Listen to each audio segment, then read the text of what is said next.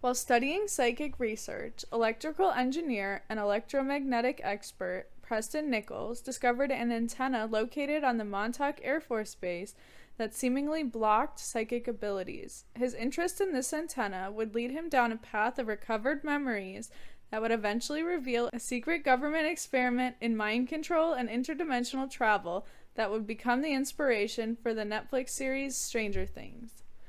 Welcome to Let's Be Briefed. I'm Sydney. And I'm Sarah. And this week we're discussing the Montauk Project.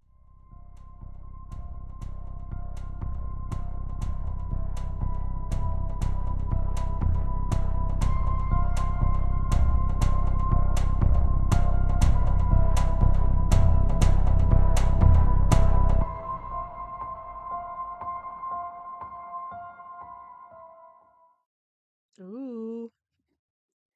What do you know about the project? Um, I've definitely heard of the name, but I don't think I actually know anything about it because of what you just said for your intro. It's not familiar. I I think the only thing I realize, like, don't people say the Jersey Devil came They from, or do. no, a They do. creature? They do Yeah, say the Jersey that's all I Devil. know. That's all I know. Yeah, I don't think I really knew anything about it either. Like, I've heard of it a lot, Yeah. but like, Yeah. I don't think I could have told you anything about it. Yeah.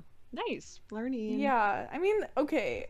I'm just gonna start this off by like, this book is wild. Like, I read the book that it's written Okay. after, and Y- or like, I guess I read the beginning and then I skimmed the rest because a lot of it was like superfluous. I don't know, but Mm. Yeah. it's not a very believable story. Okay. I mean, I don't. So, You can like, tell just me a what you legend? think, but once we get But into is it, is this verified or is this just more like a legend? it's a guy wrote a book about it. I think it's kind of Okay. along All the lines right. of lizard people. Okay, cool. I'm down for that. Okay, so we will begin at the beginning. Researcher Preston Nichols began working for a company he refers to in the book as BJM, which was a defense contractor, like for the government, in 1971. But Okay. BJM isn't the real name of the company. It's like a Oh, you just pseudonym. made up Yeah. letters? Okay, Why do I gotcha. feel like it's IBM? But I don't know.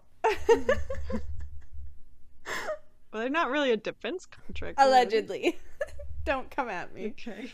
Well, they might be. I would not be surprised if IBM was a defense contractor for, Yeah. uh, like technology and Yeah, that's computers, true. especially in the 70s. Not many people were making computers, but I'll Right. get.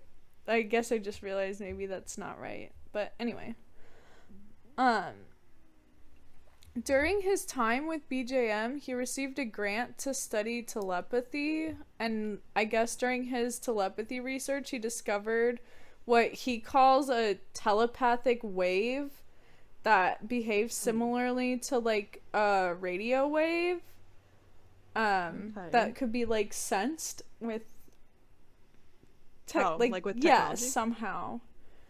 Um, Oh. so after he discovered the wave, he started doing his own research with people who were psychics, like in his free Mm. time. Like this was like his little hobby. It was like psychic research. Um Okay. and in 1974 he noticed that at like a particular time all of his psychics would appear experience like a lapse in their abilities and then would Hmm. recover 20 minutes later, but like all at the same time. Oh. Um Yeah, that's weird. and he discovered that there was like a frequency cycle going between 410 and 420 hertz that would like when that frequency was playing their abilities would lapse, and then when it stopped then 20 minutes later it would go back to normal. Oh. Jamming then. Yeah, exactly. Yeah, he was calling it jamming, but Oh. Yeah. Um, Okay. so he hooked a TV antenna up to his car and like a VHF receiver and drove around to try to find where it was coming from. And he found it was a large red and white radar antenna located at Montauk Point at the Montauk Air Force Base. Which was it was called a Sage radar, and it's like anyway, we'll get to it. At the time, the base was active, and he was told that the antenna was for a project run by the FAA, but he felt that like that didn't really make any sense because the antenna was like World War II technology and was super outdated. And now I'm gonna show you a picture of the antenna because it's almost like comical. Like, is it like duct tape or something? No, it's just like silly looking. Like it's just silly. I don't know. Why does it look like that? Oh my god, wait, that's really big. Yeah. I don't know why I thought it was not. Right. I thought it was small. It's like it kind of looks like a moth. Like it's like yeah. a big dish. I'm pretty sure that thing spins. Why is it checkered? I don't know. Like it looks outdated, right? It looks like it's from the 40s. Yeah, it looks like they just strung up a picnic blanket. I know. Okay. Okay, but so all they said was it was for the FAA, and they're like, okay, whatever. So he hit a dead end and then continued on with his own research until 1984 when a friend let him know that that base had been abandoned. So he and his friend went to the base and they found the gates were like wide open and there were like papers strewn about. Like everything was like in disarray, fire extinguishers on the ground. Like it just didn't make any sense. But he noticed that there was some like high voltage equipment laying around. So I think they were like sneaking around on the base. And like he wanted it. Like he saw it and he's like, oh, like that's exactly the kind of stuff I'm into. Like I should see if I can buy it from the like military.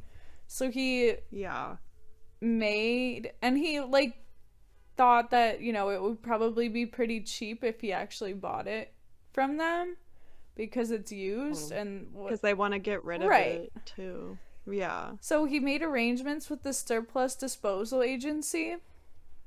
I mean, and he called the lady, she's in Michigan, and he's explaining the situation. And she's like... Wait, he called while he was like in the building? No, he probably went home.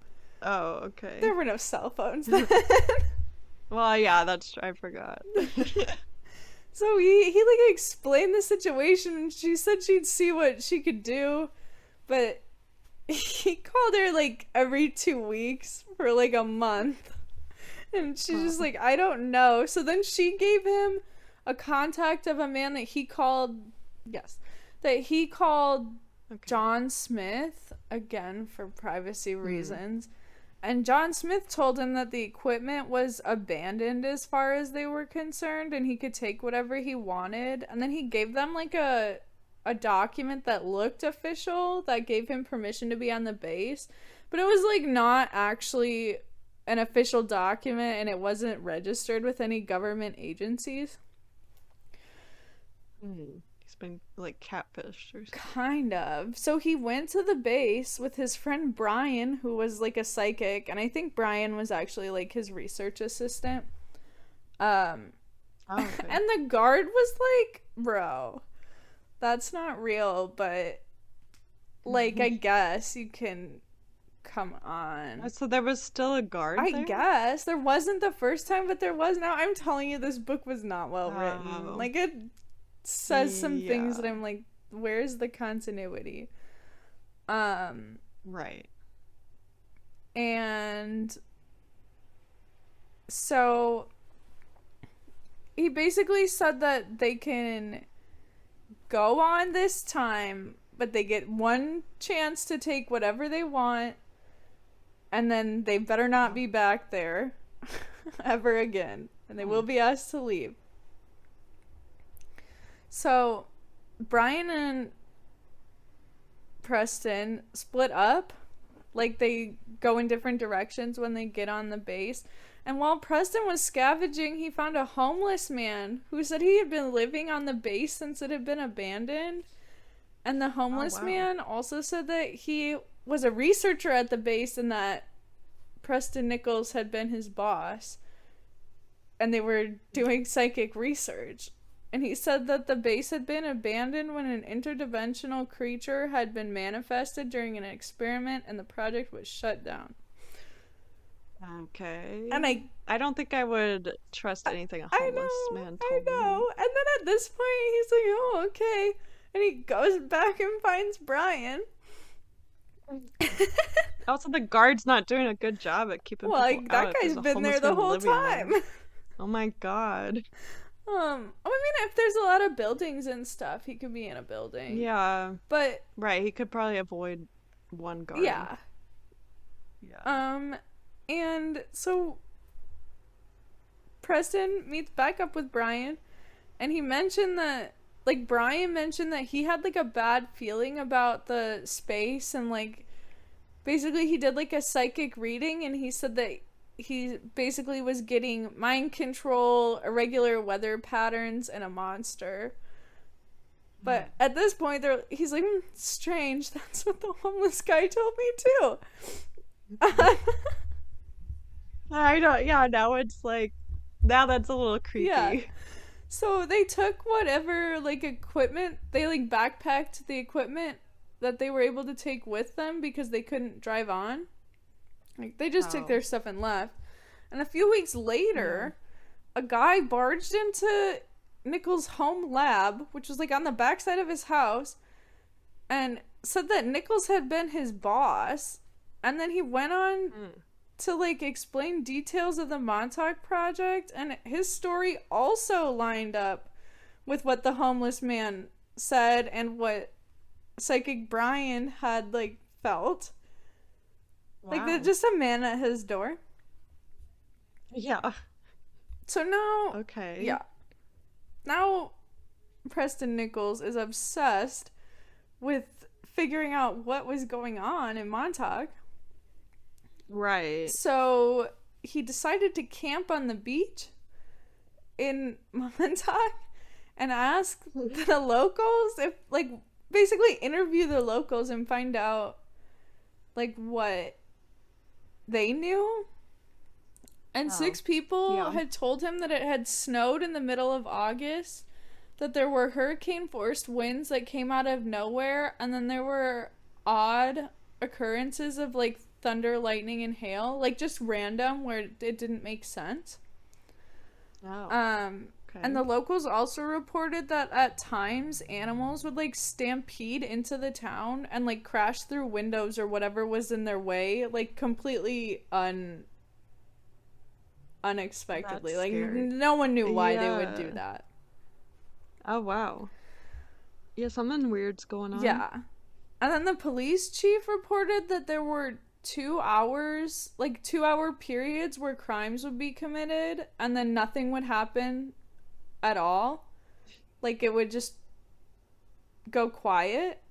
And then there would be another 2 hour period.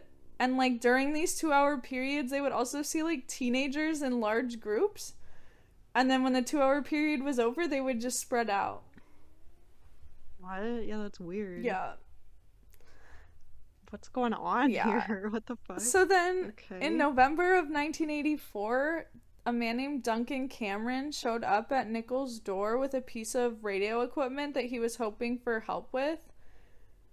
And then all of a sudden, he started asking Nichols about his research and, like, I don't know. Preston Nichols and Brian were like a little weirded out by it because they're like, why is he like he's too interested in this right now and this is weird. So Yeah. they're like, let's take him to the base. Oh, okay. Well, is the guard still there? I guess not. Like the guard was only an issue one time. So Okay.